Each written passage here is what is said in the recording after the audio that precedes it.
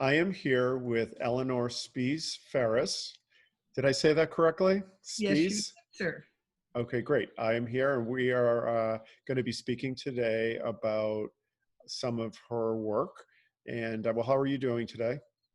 I am great. As Well, good good. as can be expected. All right. Well, I'm glad to hear that. I know that you had sent me some images for some paintings that you wanted to talk about. Are these new paintings or are these ones that you These had? are all gouache. These were done in the last, let me look. In the last few years. Okay.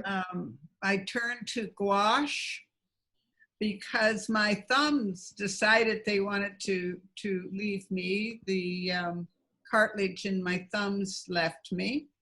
And I could no longer hold the brushes, the big brushes for painting without going into a lot of pain. Uh-oh. So I had been doing gouache and I went exclusively to gouache at that point.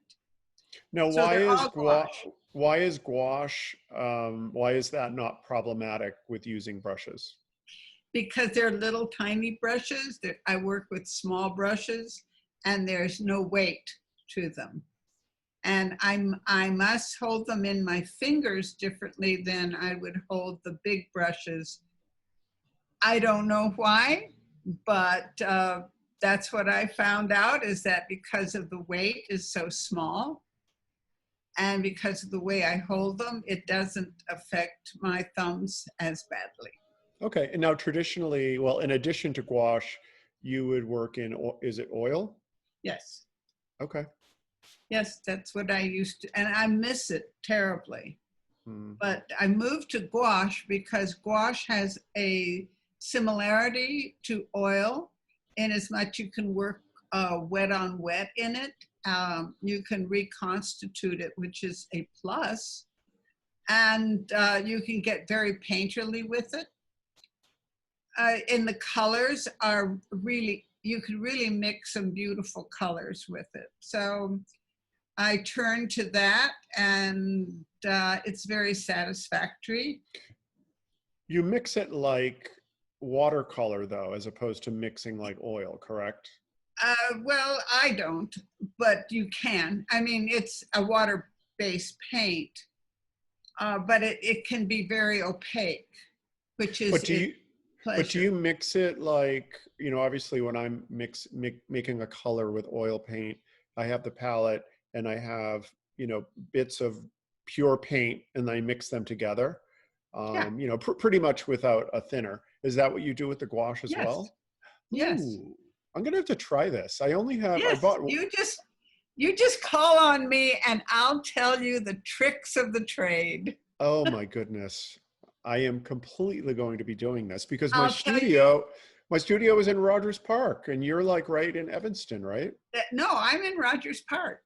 Oh, I probably am not far from you.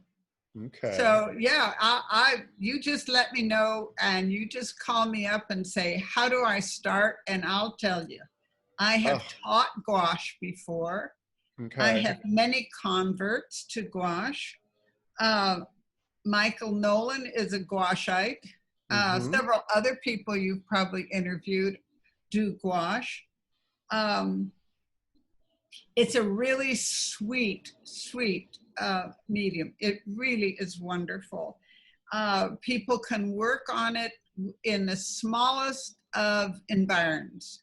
Yeah. You don't need to have a huge room. I had to leave my studio, my big space, and I'm now in the living room of my condo, and I can work pretty large. Okay. Not not the 6 footers, Yeah. but at least I can go 30 by 40. It takes me a long time, but you just call me. I'll give you the skinny on that on gouache, and you'll Okay. love it. I certainly will do that. And so one of the things about gouache that sounds exciting to me is that it's something that I can take on the road with me.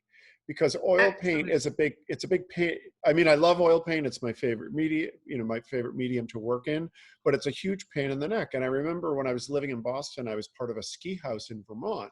And sometimes I would want to continue painting to get my continue growing my skills. I didn't want to take days off. So I would bring acrylics up. And Oh, the no, no. problem with acrylic is it dries. And it was terrible. You can't be in a oil mentality and then switch to acrylics. No, you cannot. And if you get to a certain point, it turns plastic. Yeah. And you cannot mix the colors that you can in oil paint. I worked in acrylics for a very short time when my son was little, and I just threw up. I threw up my hands. I could not get the grays. Okay. And that's what I wanted, is to be able to tweak the colors.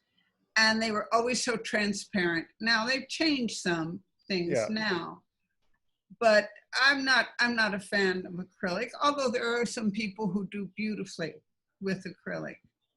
Yeah. So, but I really think that gouache is, because with gouache you can use it as a watercolor. Yeah. If you want to. And then you can go back in with a heavy impasto. Now, there's one little tiny trick to this, is you need to have a stiff support. Okay. So if you have a good sketchbook with that thick paper, you'll be okay. You can't paint real heavy thick, because if it's not kept stiff, it'll crack off. But so there's some limitations, but not too much. Have you ever used that canvas? It's like a pad of canvas paper. Do you know what I'm talking about? With gouache? Well, I'm wondering if it would work with gouache, because I do like using a canvas paper. Yeah, it's going to be thin though, and it's going to, I don't know that it's, your support should be heavier than that. In other words, if you taped it down on a board and you kept it flat, it would work. I have worked in gouache where you take some gesso in some areas and you lay gessos down, and then you can work the gouache over that, and it gives it a glow. Okay. I didn't select any of those paintings that have that, but there are so many tricks to it, so that it's a really a self-exploring kind of material. And I use a dark gray or a gray, and recently have gotten a gift of white paper, and it threw me for a loop. And I had fun trying to figure out, how do I use gouache on white paper? And it's a whole different ball of wax, which is sort of fun. I mean, to find different things to work with it.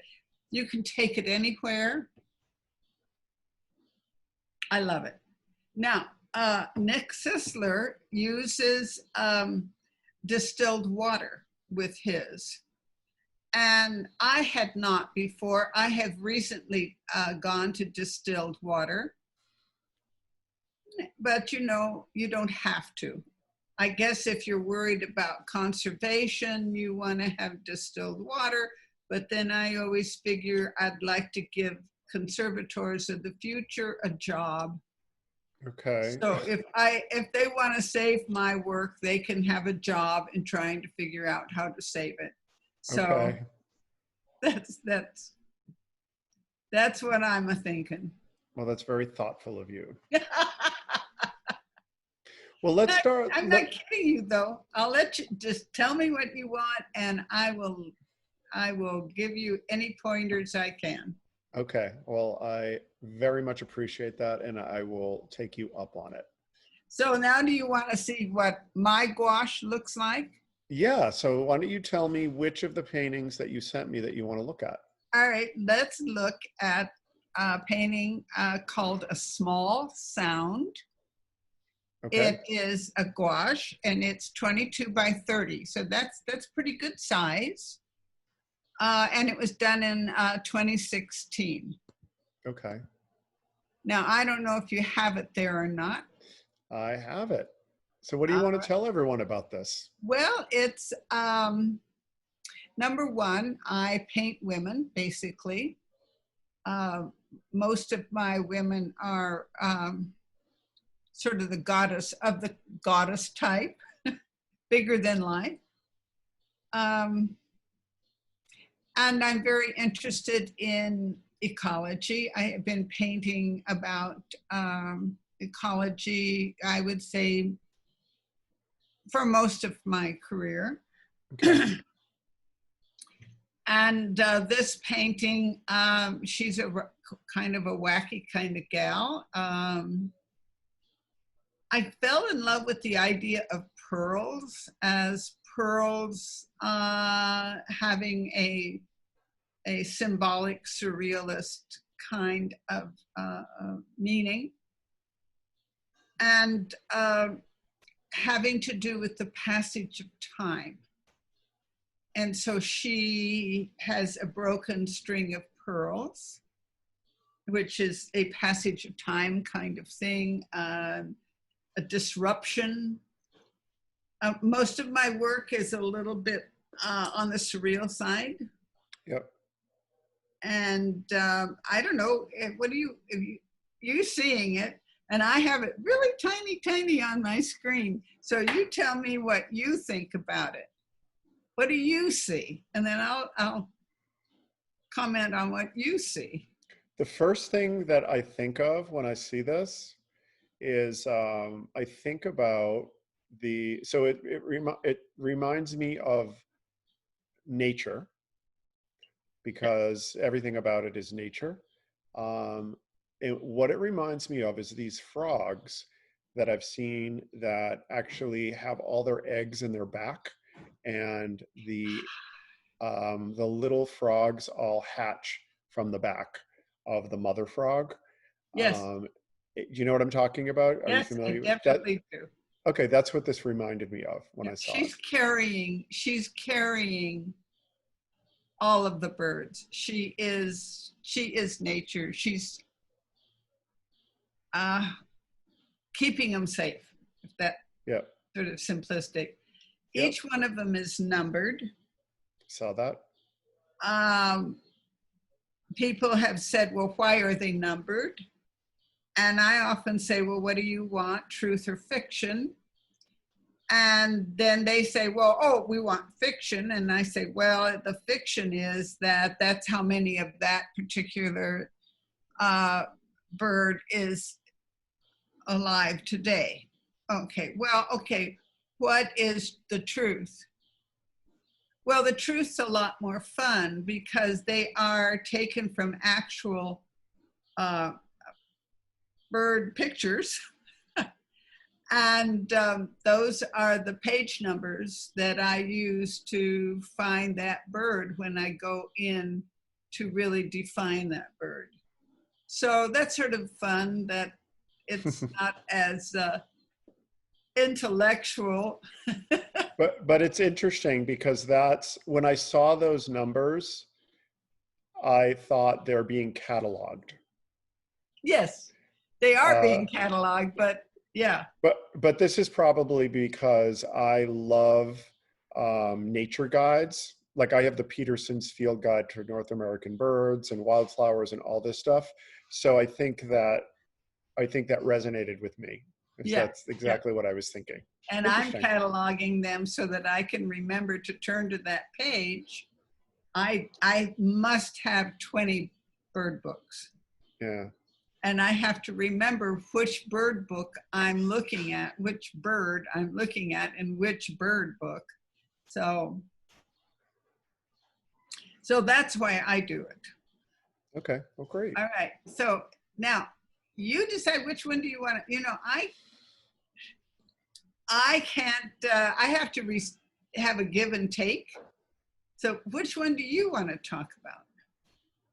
Let's see here. How about passing through 32? Oh, that is, I did a passing through number 1 many years ago. And I decided it was time to do a passing through 2 because we are certainly going through, may I say, an extremely interesting time. Hmm? And I'm hoping we get through it. And I'm also interested in, I don't know how to explain it. It's a much more surreal piece in a way, or it's a journey piece. It's about getting quietly through the bad stuff without getting consumed by it. And Okay. I was interested in the idea that we can move through. The colors tell us that we can move through, and they're so quiet, moving through. They're so quiet, they're transparent. I don't know. It's like they're trying to not be noticed. Right, right. And of course, my demons are rather funny. They're not terribly frightening, but oh, I see a new background on you. Oh, did it change? Yeah, it changed. Is that one of your new paintings? Oh, my my thing fell down. Oh, So this so this is a painting that I did. I have a fluorescent green background oh. that I Well, put up. I like your brick wall too. Okay, well, we can leave this down. Let's see. Your brick wall is very interesting. Have you painted your brick wall? I mean, have you painted looking at your brick wall? No, I haven't. I've never painted here at all. Oh, where are you? I'm in my house. You are in your house. Oh, So this is a painting of mine. is that a finished painting or one that you're It working on? is. No, it's finished. Oh, I wish I could see it up close. I mean, in I'll, person. well, I'll send you. Well, you can certainly come and see it at some time. I can bring it to my studio. You can see it. I can also shoot you a link to it online. Oh, it's So really, really nice. it's a painting of the Wonder Wheel in Coney Island. Where are you from? I'm from New Mexico. Oh, okay. So Coney Island is an amusement I've park. been to Coney Island, Oh, though. well, then you've seen the Wonder Wheel. It's That's celebrating. right. I don't dare go on it, but I have seen it. It's wonderful. It's celebrating 100 years this year. 100 years old this thing is. It's amazing. So Well, my son lives in New York, so okay. I have been able to go to Coney Island. Okay. Well, And I'm fascinated with roller coasters and amusement parks in general, and so Coney Island is kind of the birthplace of all of that in the United States. oh, yeah, absolutely, absolutely. So very fascinated with it. Yeah, yeah. Well, I've always been fascinated as a child with carnivals. Oh gosh. And they're very, I mean, they're sleazier. Oh yeah. But that's all we got in the little town that I grew up in, was a carnival would come. Yeah. So, Well, I mean, well, of course, yeah. I mean, that's how I was as well. I mean, going to an amusement park was not something that we did all the time. So no. when I knew the carnival was coming to town, like it was a very big deal. Yes, it was. And the little tiny circus. Sometimes that little tiny circus that would travel. And of course, it's horrifying to think now about how the animals were treated. And of course, the people who were deformed were treated in these carnivals. And I'm a lot older than you, but I can remember seeing the banners and all of that, but my parents wouldn't let me go in. Not to the ones where the people were deformed, you know, the bearded lady or whatever they would be. Yeah. Did you ever see the movie Freaks? Oh yes, one of my favorite. Did you ever read the book that, what was the book that came before that? I don't remember right now the title, but it's a book about freaks too. And I'll have to think about what that title is. Okay. Well, let's go on to this next one. Let's go on to a Clarion Call. Ah. Yes, I'm very fond of a Clarion Call. I think that was my favorite painting. I went through a period where I gravitated to the symbol of the swan because it symbolized a hermaphroditic state to me.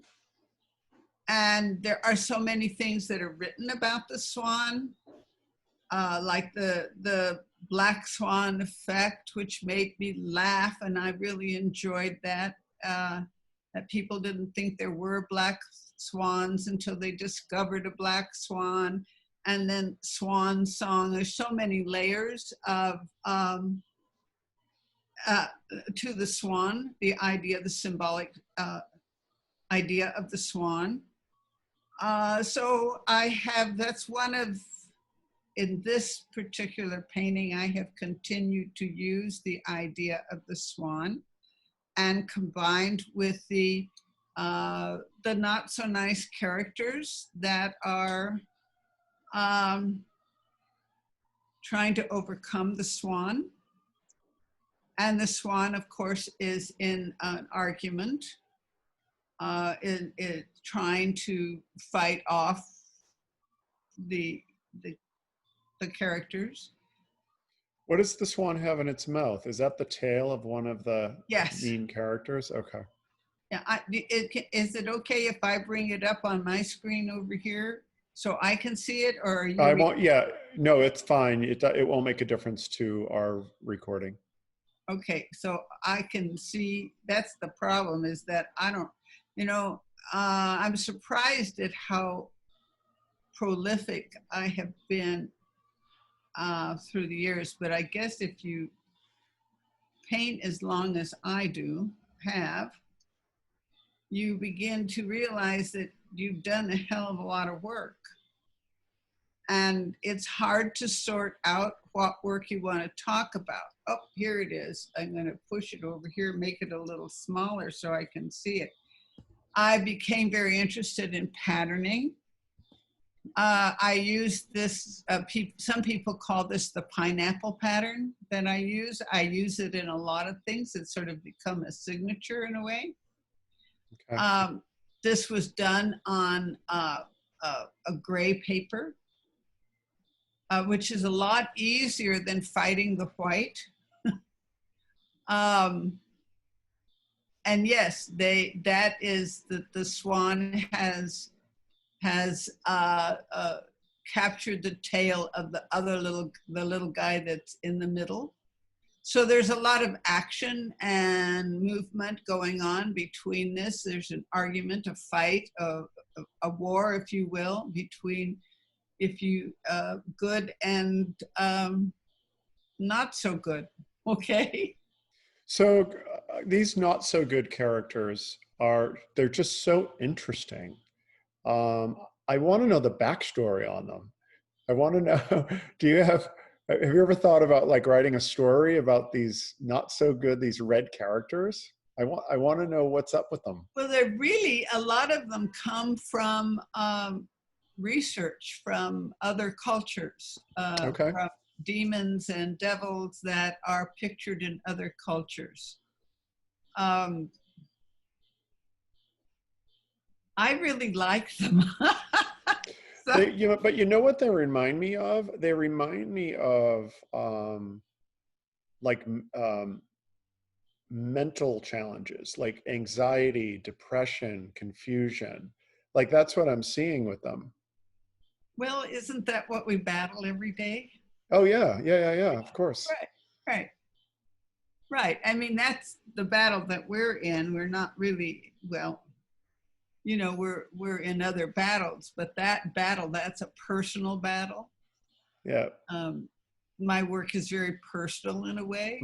Hmm. But yeah, those are the things we battle. And the swans are, they can be anything. They can be good, they can be not so good, they can be symbolic, they can carry a lot of weight. They can be frivolous. So it all depends on how you want to symbolically manipulate them. Hmm. And that's why I like that particular symbol, is because it is malleable. Hmm. It's and it can fit into many different instances. It's relatable to people. You know, I Yeah, think everyone, it definitely, it's something that everyone can connect with at some level. I think you're right. Absolutely. Well, great. And in the Bible, they tell you that you're not supposed to eat swan. I did not know that. I don't think I would eat it anyhow, but Right. Well, if I were really hungry, I might, but no, I mean, and of course, it's against the law in Great Britain to kill a swan because they're the queen's swan. okay. Oh, that's I right. mean, so you can begin to see that there's a lot of layering that goes on with swan, or the whole idea of swan. Okay, But great.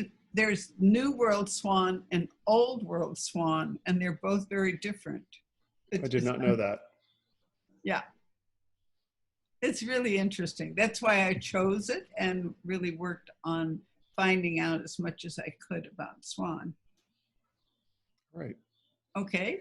Can we speak about a brief romance? Oh, that's my newest one. Ooh, so when did you finish this one? I finished it about 2 weeks ago. And it's in my typical, I'm sorry that the photograph is taken with my camera, my phone camera. That's okay. But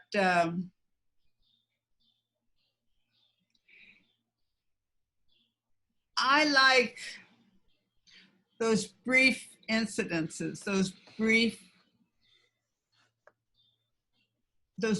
times. And this is that brief moment, that very brief moment between night and dawn. Okay. And she, of course, is moving into the dawn, and he is night. And around him are all the elements of night. He's sitting on the moon.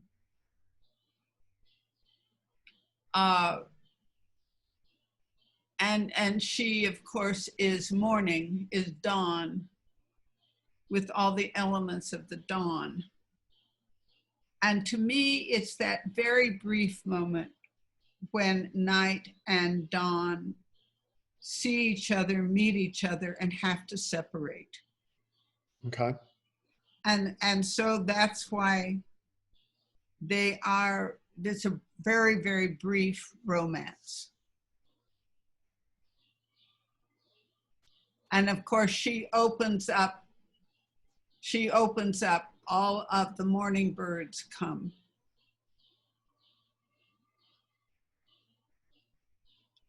And that's what I was trying to talk about.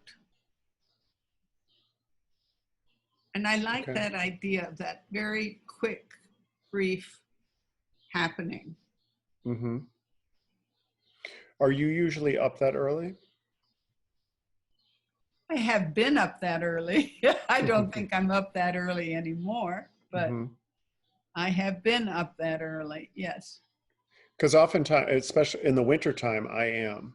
I mean, because I get up at as early as 3:30. Um, so in the wintertime, I'm up when it's still dark, and I get to see Yes. what you're Yes. And then what you're here comes representing here. dawn. And I don't think that Night wants to give her up, but he has to, or that character has to give up his love, and she has to give Night up too. There's a Mm-hmm. separation. It's sort of, to me, it's one of those wonderfully tragic things that they can only be together for that brief time. And it's a story that keeps repeating itself. But let's hope. Let's hope. Yes, it does. Like all tragic things, they keep repeating themselves. That's right. Whether we want them to or not. Yes, they Yeah, do. I think it's just part of being part of the universe. One of the things that I like how there is a bit of color in the night side. So, there's a bit of color that's being revealed. That's very interesting. Yeah, but it's very dark. And there is the bird, and there's other things in there. And I like a painting. I like the viewer to suddenly discover things where at first glance they don't see things, and then if they take the time to come back and look again, they will see things that they have not seen before. Okay. And I like that idea of trying to have hidden elements. Like you don't really realize that there's dew on all of the plants that are in the sun. Mm-hmm. You don't at first see the crow that's in the painting, which represents uteral darkness. Uteral darkness? Yes, it's an What is that? old. It's an old story, a North, was it North? One of an American Indian story that a crow is representative of uteral darkness. And the story goes that the sun had been captured, and Crow was sent by the good people to get the sun back. But the princess loved the sun and kept playing with the sun and wouldn't let it go. So Crow came and engaged her in play and grabbed the sun and threw it up through the smoke hole so that it could go back into the universe. And the idea of Crow is the creativity that's within the uterus as well, within the darkness. It's not a bad symbol, it's a positive symbol. It's a good symbol. So anyway, Crow is another part of my language, my symbolic language, that I use crows a lot. So I like the fables around Crow. I don't see Crow as a character like many people think of Crow as always being around the dead, which of course they can be. Yep. But I think of them as a very positive symbol. Okay. All right, great. I have yet to find the crow in the painting, but do not point it out. It is okay. See, I that's will the trick. I will spend some time looking for it. Yeah, well, that's the trick, is that I like putting those things in there that you have to discover later, that the viewer gets to discover as they get involved in the painting. Okay. So let's talk about a death in the family. Oh, that to me is the funniest painting. See, I would not think funny when I look at this. So Well, it's tell me funny why to it's me. funny. Well, it's funny to me. I have often wanted to paint those little yellow tub toys, the Rubber duckies. rubber duckies. And I've often thought that rubber duckies were very funny. Well, and I just felt, well, they're sort of cute. And I am not a cutesy painter. I don't do things that are cute. But all of a sudden, I thought of this is a little tiny series about storms. And all of a sudden, I decided, why not put a rubber ducky in a storm situation? And of course, then I got to thinking about storms and how they come through, and your swimming pool and all of that are under flood warnings. And then I got to thinking about the beach, and I thought about a bunch of rubber duckies, with the Papa ducky being one of those inner tubes, caught and dead. And I thought it was funny. So that's why that's a death in the family. And I've been really looking at a lot of Japanese work. Mm-hmm. And that patterning that the Japanese are so famous for. And I wanted to use some of that in the work, and I have been exploring that, particularly like in the sky in this. But I think it gives it a sort of a tapestry, Mm-hmm. in a way. Yep. And I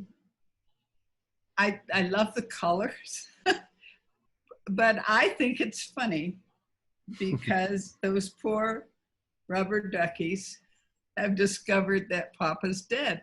I don't know. I guess it just is funny to me.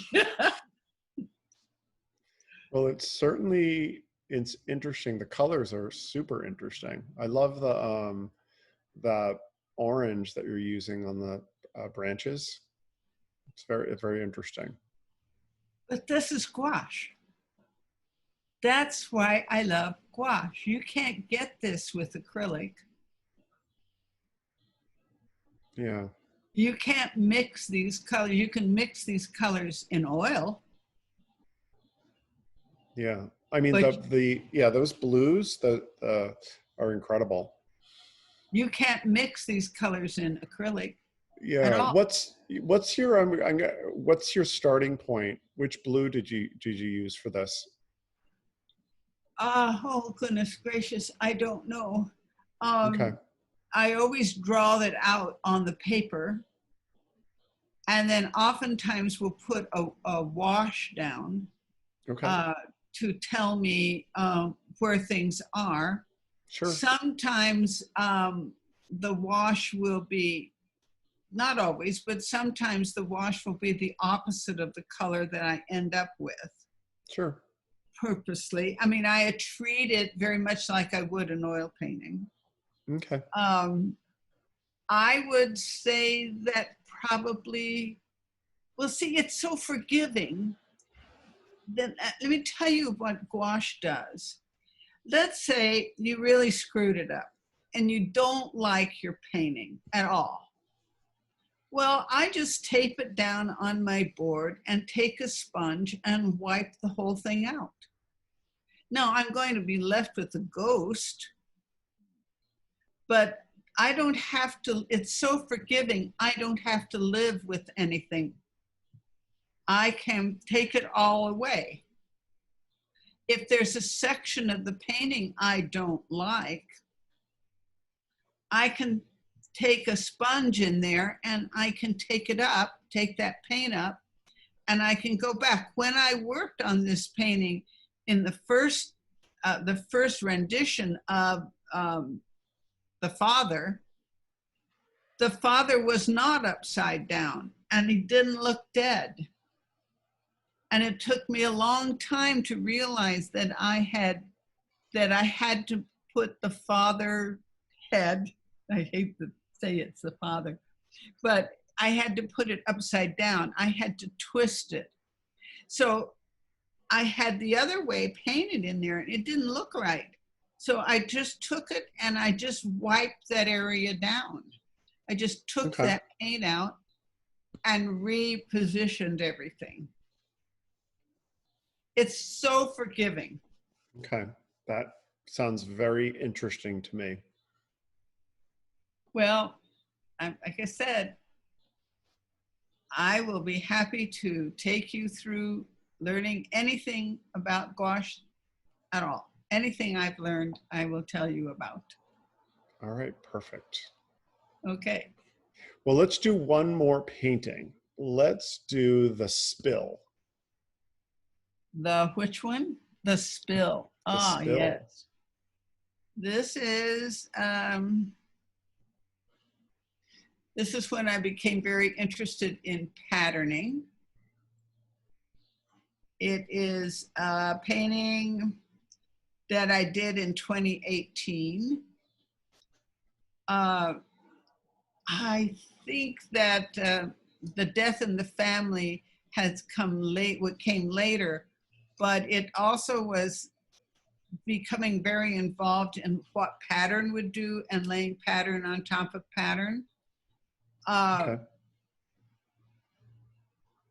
So that when you look at it, I'm very interested in shape and form.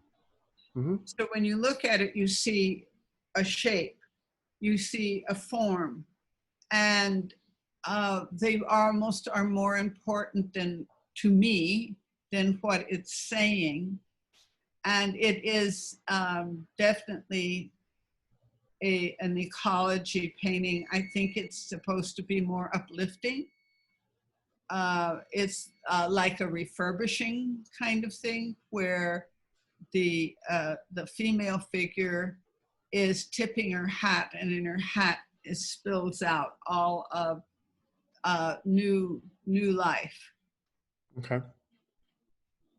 Okay. Anything you want to comment on that? What were you saying about the form is more important than?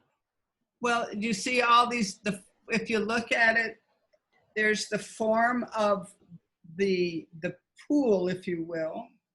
Okay.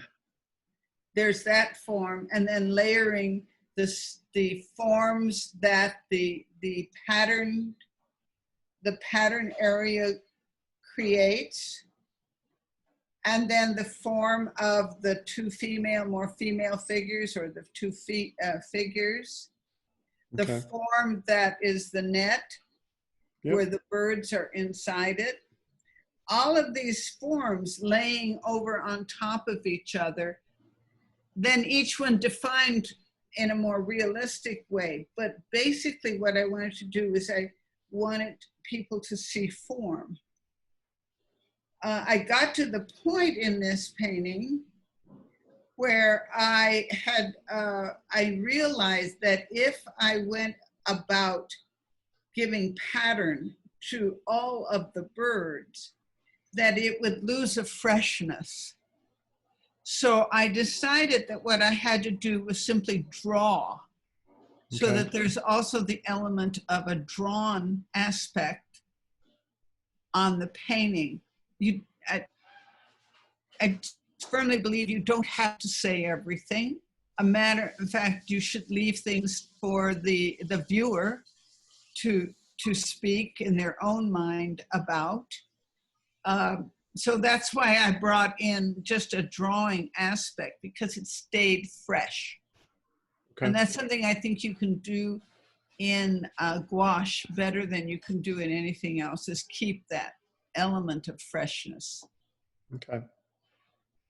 So I noticed that the sky is you're using like a pattern that I hadn't seen before. I mean, just in these 7 paintings. And also the use of the colors that you're using in the sky are very, not what a painter would normally use for sky colors. True, but it's, I usually do dawn. I like either sunset or dawn. Yeah. And to me, these are, this is more like a dawn colors. And they're definitely reflecting the water. The green of the water is reflected into the sky. And I don't know why I use that. I have no idea why I used those colors, except there were echoes or repeats of the colors, grayed down, but of the colors in the foreground. Sure. Yep. That makes sense. So the stuff that's being spilled out, you know, it reminds me of, I was into origami for a while, and I used to buy these fancy origami papers. Yes, well, and that's I stole it all from them. I'm sorry, what? I stole it all from the origami papers. Oh, okay. Well, all right. That's what it reminded me of. That's what, yes, it should. I mean, I went online and I looked at origami papers and I looked at all the, I stole it right away. I mean, you know, I believe that one should steal. Okay. Well, I guess I caught you. No, it is not a catch. It's okay. It's there for anyone. Yeah, I mean, those are all the papers, many of them. Some of them are not. Yeah, right. But they're patternings that come from Japanese, that come from origami, that comes from anything that I can find that has a unique pattern to it, a more graphic pattern. I love patterns. I do too, but you don't use them in your work. No, I don't use them in my work at all. I consider them more of like a graphic design type thing. Which isn't something that I do. I may use patterns at some point. You know, it's funny. I love old movies, and I'll be watching old movies, and like some of the clothing that people will wear, or I will see photographs of movie stars from the 20s and 30s, and the patterns that they used to use on clothing were spectacular. Isn't it great? Isn't it great? It's amazing. It's I don't know. Someone needs to bring back some of this stuff. The people that were designing these fabrics were incredibly talented. And designing those clothes, they knew how to design those clothes. They're beautiful. They are. They are. And I love, in old movies, I like to see what's in the apartment. I like to look at, oh, look, there's a statue of, or there's something else there. Not only the whole environment of the old movies is a lot of fun. It is, and it's interesting. Because it's such it's an insight into.